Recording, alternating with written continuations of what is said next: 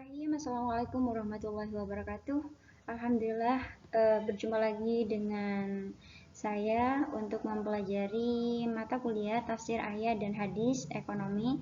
Dan pada kali ini kita akan membahas tafsir ayat dan hadis yang berkaitan dengan akuntansi. Pertama, kita akan membahas tentang definisi akuntansi.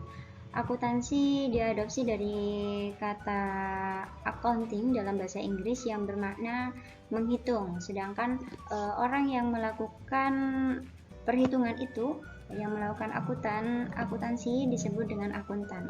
Dalam istilah, akuntansi itu adalah sebuah seni pencatatan atau penggolongan, peringkasan, merangkum, kemudian transaksi yang berkaitan dengan keuangan.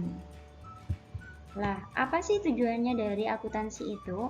Tujuan dari akuntansi yaitu mencatat atau mengumpulkan, kemudian melaporkan informasi-informasi yang terkait dengan keuangan atau kinerja dan posisi keuangan dalam suatu organisasi.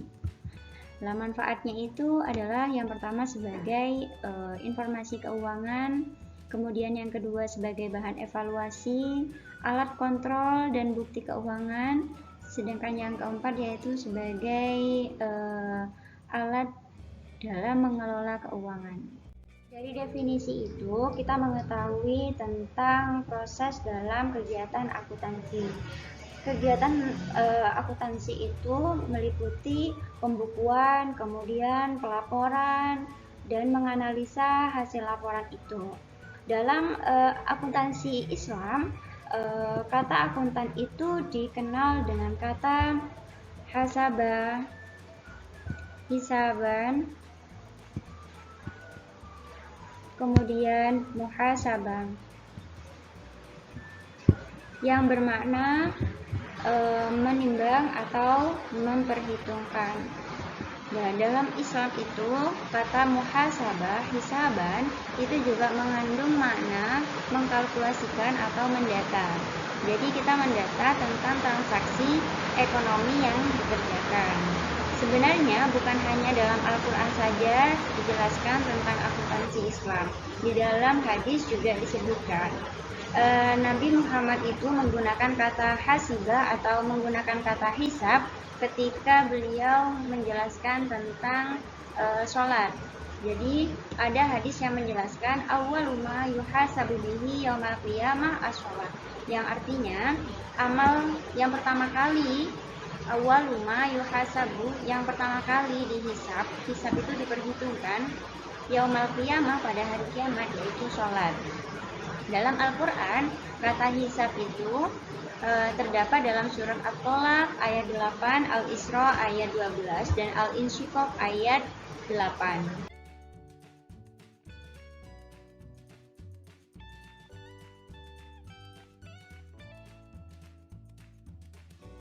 Selain kata hasabah, dalam Al-Quran itu juga ada kata yaktubu, yaktubu, yang menunjukkan kata akuntansi. Kata kataba ini terdapat dalam surat Al-Baqarah ayat 282. Jadi ayat 282 dalam surat Al-Baqarah ini sangat panjang sekali menjelaskan tentang proses pencatatan atau proses akuntansi. Kita baca bersama. Bismillahirrahmanirrahim. Ya ayyuhalladzina amanu idza tadayantum bidainin ila ajalin musamman faktubu. Wahai orang-orang yang beriman, idza tadayantum, apabila kamu melakukan utang piutang untuk pembayaran yang ditentukan, faktubuhu, maka hendaklah kamu menuliskannya. Jadi untuk melindungi hak masing-masing dan untuk menghindari perselisihan. Wal yaktub bainakum katibun bil adl.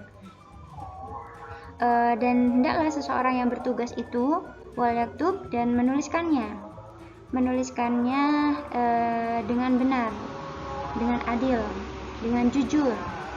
Wala ya'baka tibun ayyaktuba kama 'allamahullahu falyaktub. Dan janganlah orang yang bertugas itu menolak untuk menuliskannya, sebagaimana tanda syukur kepada Allah, yang mana Allah itu telah mengajarkan kepadanya kemampuan untuk menulis dan membaca.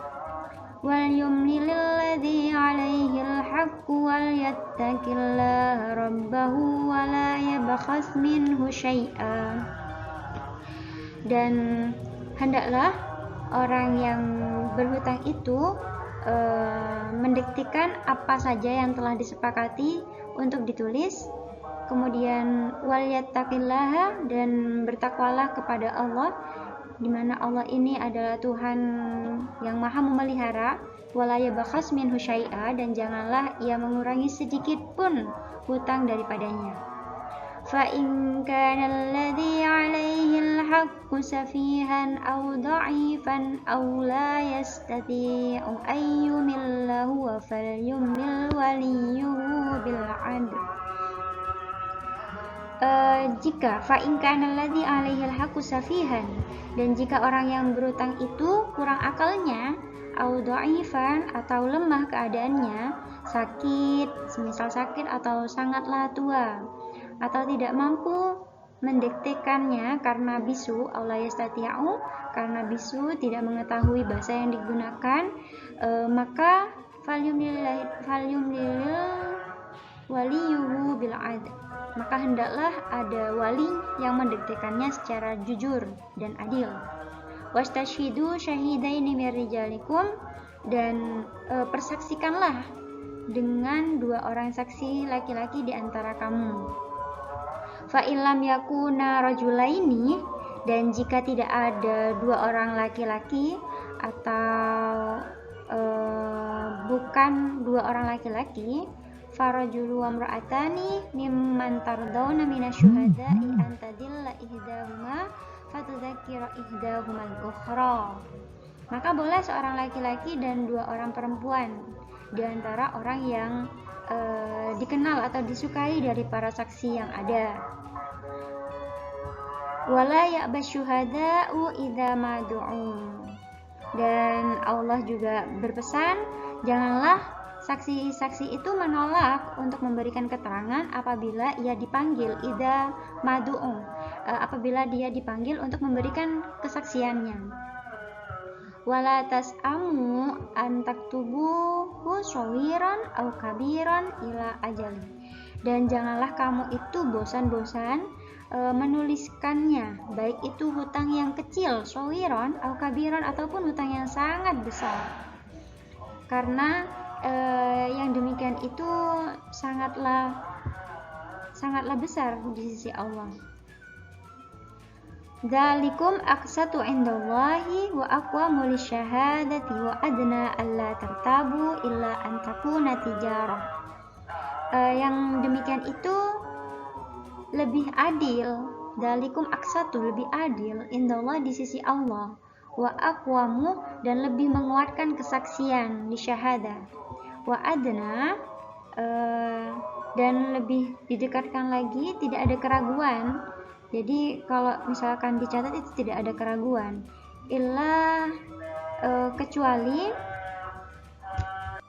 illa antakuna, kecuali jika kamu melaksanakan suatu kegiatan muamalah seperti jual beli, maka tidak ada dosa. Falaisa alaikum junahun alla taktubuha, tidak ada dosa bagi orang yang melakukan transaksi jual beli itu untuk tidak menuliskannya. Wa ashidu idza tabayatum, dan ambillah saksi apabila kamu berjual beli, untuk menghindari perselisihan, khawatirnya ada perselisihan. Wala yudarra katibu wala syahid, dan janganlah itu penulis itu dipersulit, dan begitu juga saksi, orang yang memberikan keterangan itu janganlah dipersulit. Kemudian wa in taf'alu fa innahu fusukum bikum. Nah, jika engkau melakukan yang demikian, maksudnya itu merugikan pihak lainnya, maka yang demikian itu fusukum bikum, adalah kefasikan bagi kamu. Wattaqullah, dan bertakwalah kepada Allah. Wa yu'allimukumullah, yang mengajarkan kepadamu tentang hak dan kewajibannya. Wallahu bikulli syai'in alim, dan Allah itu maha mengetahui segala sesuatu. Setelah tadi kita menerjemahkan surah Al-Baqarah ayat 282, selanjutnya kita akan mencari munasabah ayat yang terdapat dalam surah Al-Baqarah 282. Dan munasabahnya terdapat dalam surah Al-Baqarah ayat 280 sampai 281, di mana pada ayat tersebut Allah itu memerintahkan bagaimana sih membelanjakan harta di jalan Allah, yaitu dengan cara bersedekah, kemudian menghindari yang namanya riba. Nah, di sini maka manusia itu harus berusaha bagaimana sih cara memelihara dan mengembangkan hartanya agar tidak menyanyiakan sesuai dengan ketentuan yang telah Allah berikan. Harta itu bukanlah sesuatu yang dibenci oleh Allah, akan tetapi yang dibenci oleh Allah adalah harta yang diperoleh dengan cara yang menyimpang dari ketentuan-ketentuan Allah, dan harta yang menjadikan orang yang memiliki harta tersebut sebagai budak harta. Jadi seluruh kehidupan, kemudian usaha, pikirannya dicurahkan untuk menumpuk harta dan memperkaya dirinya sendiri, sehingga muncul rasa tamak, serakah, ataupun bakhil, sehingga tidak mengindahkan orang miskin ataupun orang yang terlantar yang berada di sekitar kita. Nah, pada surat Al-Baqarah ayat 282 ini, di sini Allah itu memerintahkan kepada orang yang beriman agar mereka melaksanakan ketentuan-ketentuan Allah dalam melaksanakan transaksi hutang piutang dan melengkapinya dengan alat-alat bukti, sehingga dapat dijadikan dasar untuk menyelesaikan perselisihan yang mungkin akan timbul di kemudian hari. Ada beberapa kata kunci yang terdapat dalam surah Al-Baqarah. Yang pertama yaitu idza tadayantum bidainin ila ajalin musamman faktubu. Di sini dijelaskan apabila kamu melakukan utang piutang untuk waktu yang ditentukan, hendaklah kamu menuliskannya. Karena kekhawatirannya akan terjadi perselisihan yang mungkin timbul di kemudian hari, maka di sini Allah itu menganjurkan untuk menuliskan transaksi yang telah dilakukan sebagai pembuktian. Jadi di sini ada bukti tertulis. Bukti tertulis itu hendaknya ditulis oleh seorang juru tulis yang disepakati oleh kedua pihak. Nah, di sini wal yaktub bainakum katibun bil adl, di mana persyaratan sebagai notaris atau akuntan, orang yang menulis itu harus menuliskannya dengan benar. Di sini ada kata adil. Adil di sini yang berarti bermakna benar atau adil, tidak memihak kepada salah satu dari pihak yang mengadakan perjanjian. Nah, kemudian wala ya'baka tibun, dan janganlah penulis itu menolak untuk menuliskannya. Jadi orang yang dimintai untuk menulis itu tidak boleh menolak untuk memberikan kesaksiannya nanti. Nah, di sini kenapa menggunakan kata adil, tidak menggunakan kata allama. Kalau adil di sini yang menunjukkan kata jujur, kalau allama ini orang yang mengetahui. Karena tidak semua orang yang allama, orang yang mengetahui itu bisa berlaku jujur. Kalau orang jujur pasti bisa mengetahui mana yang terbaik, mana yang bisa memberikan kesaksian yang benar. Karena banyak orang yang berilmu tetapi mereka tidak adil, karena itu diragukan kebenarannya. Orang yang adil sekalipun ilmunya kurang, itu dapat diharapkan darinya yaitu nasihat ataupun petunjuk yang benar dan tidak memihak. Nah, tugasnya notaris ataupun akuntan di sini yaitu menuliskan ketentuan yang telah disepakati oleh pihak-pihak yang berjanji. Caranya yaitu pihak yang berutang mendiktikan kepada juru tulis tentang sesuatu yang dipinjamkannya, kemudian cara pelaksanaan perjanjian itu, kemudian didiktikan isi perjanjian itu oleh pihak yang berjanji agar keduanya saling mengetahui. Kata selanjutnya yaitu fa in kana alladzi 'alaihi al-haqqu safihan aw dha'ifan. Jadi pada kata ini dijelaskan jika orang yang berhutang itu adalah orang yang kurang akalnya, maksudnya di sini orang yang kurang akalnya atau lemah di sini yaitu orang yang belum cakap memelihara dan menggunakan hartanya dengan baik. Kemudian aula yastati'u di sini orang yang tidak mampu mendiktikan sendiri seperti orang bisu atau orang yang gagap, maka bolehlah dia itu meminta wali untuk mendiktikannya dengan benar. Selanjutnya di sini tentang persaksian, wastashidu syahidaini min rijalikum. Jadi pada kata ini ketika kita sedang melakukan transaksi maka harus ada minimal 2 orang saksi, yaitu dilakukan oleh 2 orang laki-laki atau kalau tidak ada seorang laki-laki dengan 2 orang perempuan. Selanjutnya wala tas'amu an taktubu shawiran aw kabiran ila ajali. Kenapa di sini Allah itu menggunakan kata shawiran terlebih dahulu? Allah itu memperingatkan kepada umat manusia untuk tidak meremehkan perjanjian yang dianggap remeh ataupun kecil, karena kebanyakan manusia itu selalu memandang enteng atau mudah perjanjian yang kecil, sehingga yang nantinya transaksi yang besar akan dianggap enteng juga. Kemudian illa antakuna tijaratan hadiratan tudirunaha bainakum falaisa 'alaikum junahun alla taktubuha. Nah, pada kata ini Allah itu membolehkan atau tidak menuliskan perdagangan secara tunai. Jadi diperbolehkan tidak menuliskan transaksi yang dilakukan secara tunai.